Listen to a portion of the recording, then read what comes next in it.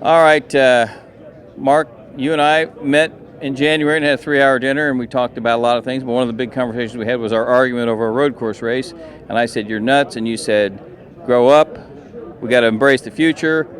Now this announcement today, I think I've come off my stance a little bit, other than I think I know what you're trying to do. When you have the status quo stays the same and you can't get people here the first weekend, you got to try something. I mean, was that your idea when you got the Boston report, or was that your idea like even before that? The Boston Consulting Report said leverage the facility, and their suggestions that we do it at the end of the year. And we looked at that, we felt like, as a standalone event, that's one scenario, but to kind of jumpstart May, that's another scenario. And we felt a little more comfortable with that in spite of some of the tradition.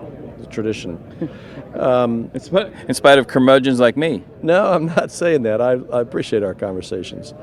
The way we began to think of it is it's exposing IndyCar drivers to more people more often. It's the same cars, it's the same numbers, it's the same names behind those wheels. And how can that be a bad thing for the 500? More fans will be more engaged, even if it's 40,000 people out here. And I think I'll buy you that dinner. I think we'll get 40,000 or more people. And it's going to be on ABC television, and I think that helps. And I think that's your number one. I think that's your caveat of all, to be on network television, because right now you have nothing until the Indy 500 comes on race day on ABC, and now they're going to kick the month off. I think that's the biggest victory you've got. I think so. It's a platform so that not just Indianapolis, Indiana people can come out here and understand it better, but they're going to build to the 500. They're going to tell that story. It happens to be the 50th consecutive telecast by ABC of the Indianapolis 500, and they tell our history really well, I think, as storytellers. So we just see it as additive, and the question is how high is up. I think it'll be a commercial success, and for sure we'll make more impressions with IndyCar, and I don't see how that's a bad thing for IMS.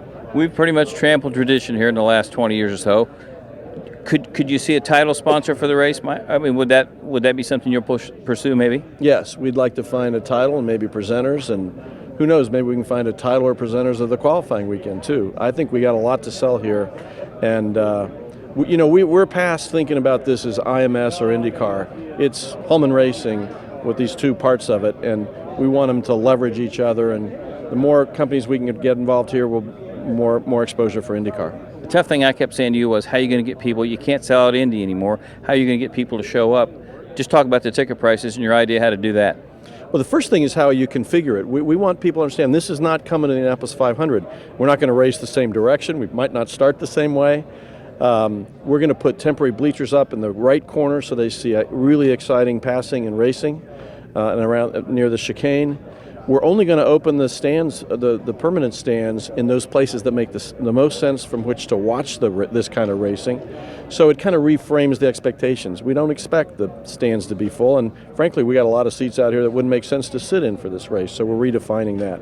And then we want to make it really affordable. So the most expensive ticket is less than half the price of the top tickets for the 500.